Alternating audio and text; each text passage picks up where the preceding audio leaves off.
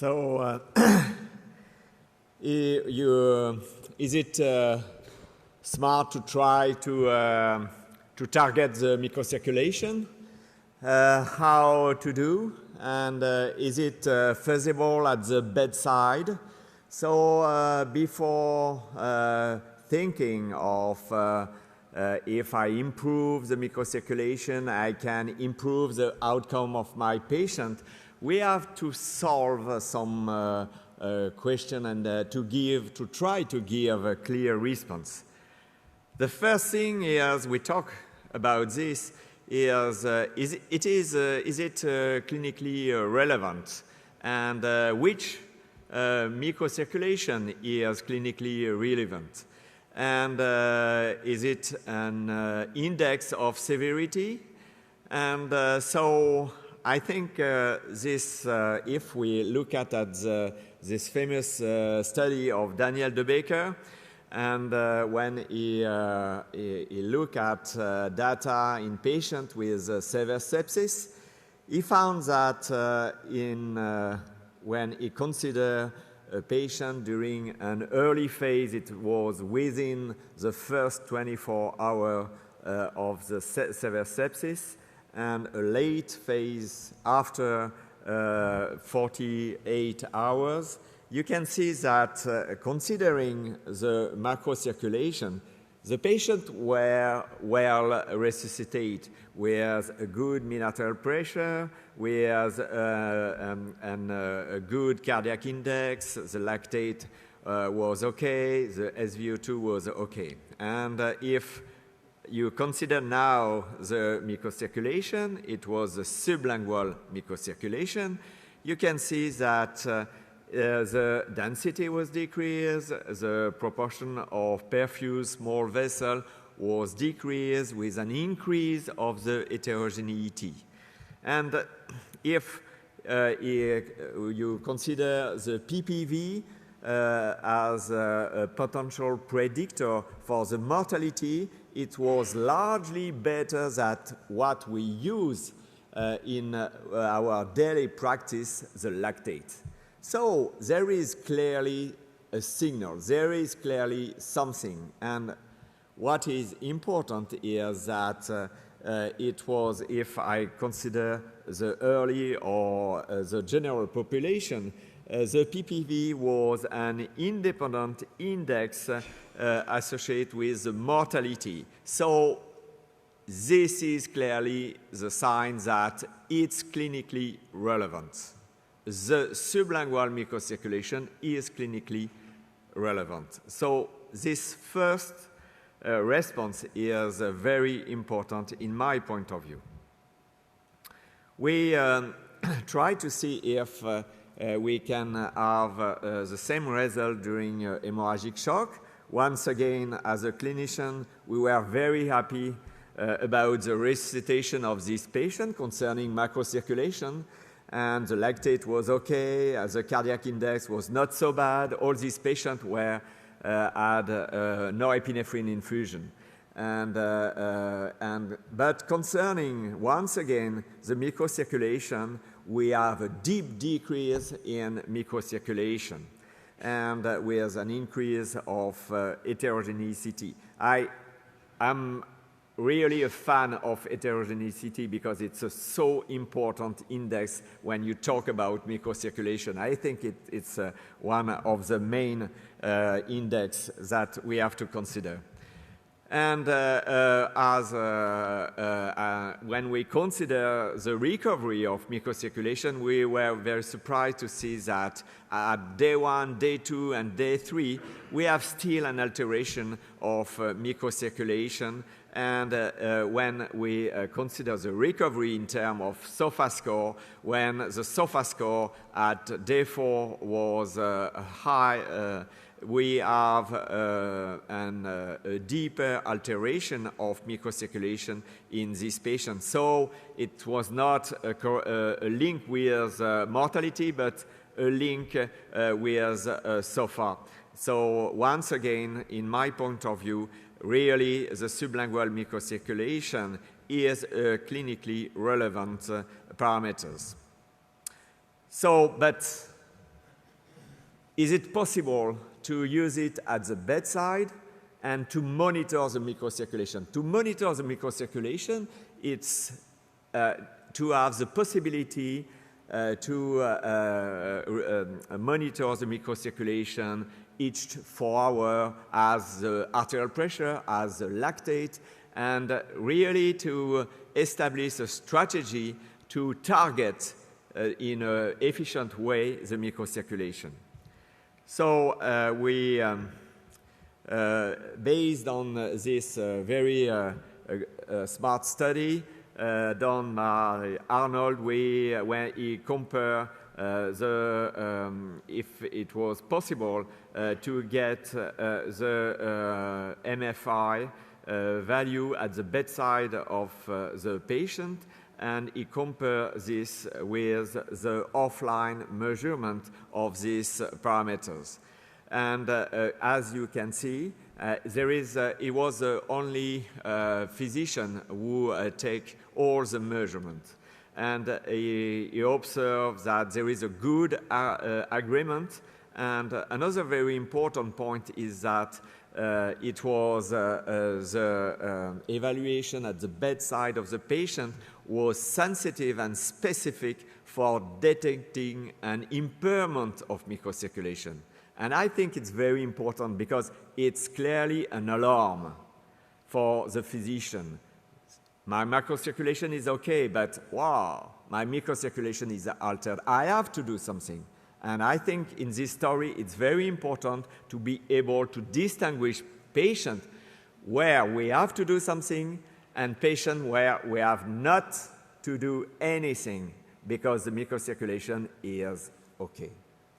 So if we want to do really a monitoring, we have to ask to nurses.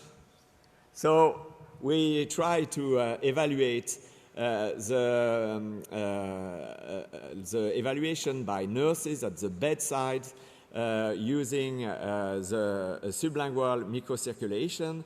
And we ask to the nurses, we train the nurses in my ICU, 20 nurses, to do this, and we just perform this in the most severe septic patient when we have a macrovascular monitoring. And we ask them to calculate the microvascular flow index and to have a broad evaluation of the density. So low density, normal density, and high density, and we train them with image. Say, here you have a high density, here it's a low, and we work this way.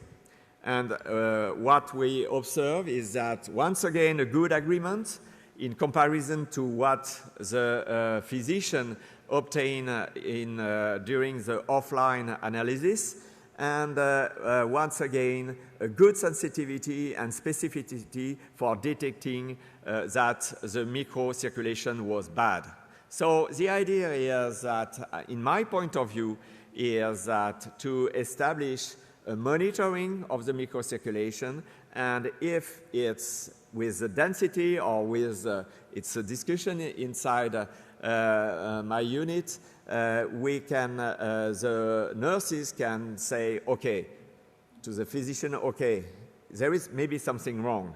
You have to think and maybe to do something. So I think it's a first approach if we think about how we can target the microcirculation. I think that we have to push not only to look at the under the tongue and to push things and to try to find other territories. And I just want to show you, because we work a lot on this, and it's an eco technique. It's a classical contrast enhanced echography. We inject microbubble, and these microbubble are are hyper-echogenous, and you obtain a very nice image of a perfusion. I hope it will work. Just to show you, so it's the kidney, and you can see, yes, that with the microbubble you obtain a very nice pictures of the microvascularization of the kidney. So we test this method because the problem with this method, it's a very tricky method, very difficult to analyze, and we have to be very cautious about the interpretation.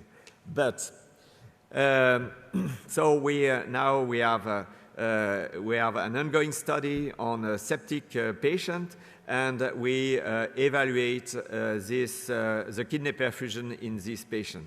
I just want to illustrate things and to prove you how it's important to monitor the microcirculation, but I'm sure you are okay with this, but how it's important to try really to target microcirculation. So it's 3 patients. If I look at the macrocirculation, it's impossible to distinguish these 3 patients. This is one patient with what it's normal perfusion at the level of the kidney. The same patient with the same cardiac index, another patient, sorry, with the same cardiac index. You can see how the flow is huge at the level of the kidney. And you don't need any measurement. And just the last one. You can see how the flow is altered.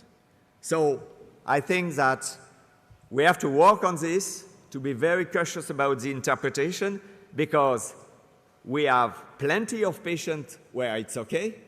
We have some patients where the flow is high, and we have only few patients where it's altered. So, and maybe it's in these patients, after selection of these patients, that we can have specific treatment for the microcirculation. So we have to select patients. And the problem of the microcirculation guide therapy, it's if you consider fluid, because I think it's the first very efficient strategy that we have in our patients. If I just read what we have to do at the microcirculation, we have to increase the cardiac output, to give fluid to increase the cardiac output until we reach a plateau where, when we are at the plateau, we have to stop. And but the problem is, maybe at the beginning of the plateau, my microcirculation, maybe it's not so good, but maybe I have not to reach the plateau. Maybe my microcirculation could be good before reaching the plateau. So maybe I will give too much fluid by doing this way. And to illustrate this, this is a group of Daniel De Becker, and they perform a fluid challenge in patients during the early and the late phase. And you can see that in this patient, where the physician thinks that it's great to give fluid, in the early phase, you have clearly an improvement of the microcirculation, but in the late phase, you have no change in the microcirculation. So it's very important to take in account the response of your fluid expansion, and to say, if I have no response, I have to stop. And I have to stop because if you look at that, the standard deviation, for some patients, it was worse. So this point is very important. And we perform, it's not a similar study, but it was in septic patients, we were preload dependent.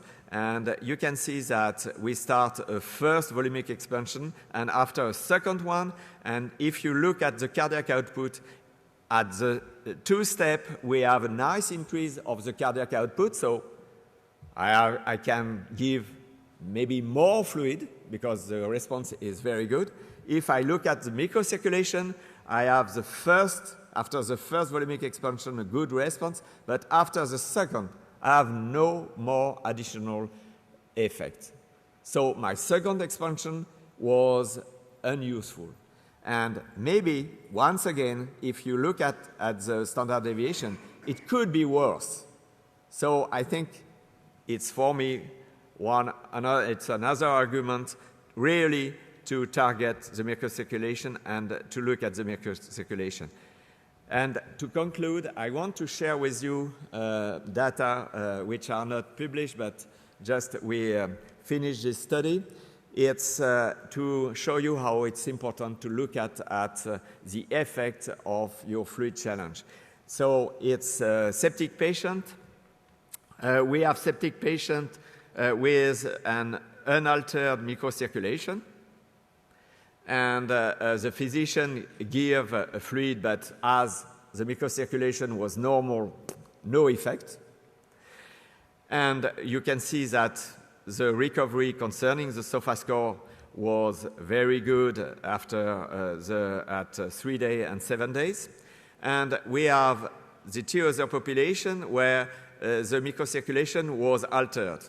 And in white, the microcirculation was altered, but the response was good to the fluid expansion. And you can see that the recovery was comparable to the patient where the microcirculation was okay initially. But when the response, when we observe no response after the fluid challenge and the microcirculation was still depressed, was still altered, you can see how the patient the SOFA score were still high during the ICU stay. So I think to conclude that it's now the sublingual is a clinically relevant microcirculation to look at. I think that we are not far from the possibility to monitor this microcirculation. And now we have to think how to design the good trial to prove that it's useful to look at the microcirculation. And I think that the important point is to be capable to select the population where it could be really useful. Thanks a lot. Thank you. The hour is late. We have time for one very short question with a very short answer. Xavier Forseville. When you ask the nurses to do the study of the microcirculation, what did should do when she find or he finds something abnormal on? What was the response for the clinician? Yes. Okay. This study, it was just a methodological study to be sure that nurses was capable to do it, and it's not an interventional trial. It was just the first step for me to start intervention or to start monitoring, real monitoring in the ICU of the microcirculation. Thank you. So I'd just like to wrap up. I'd like to thank the audience for staying so late. I think we've learned that the microcirculation is important. I think it's clear that the microcirculation is perturbed. We certainly had some controversy and a variety of perspectives, and I think that's really great. I'm reminded of a quote. There's a Robert Graves, the poet, who talks about the other person who is in a confusion of new understanding, and I am in a new understanding of my confusion. So I think we really have, this is an important area, and I really hope that we have more of such sessions so we can all learn more from each other. Thank you very much.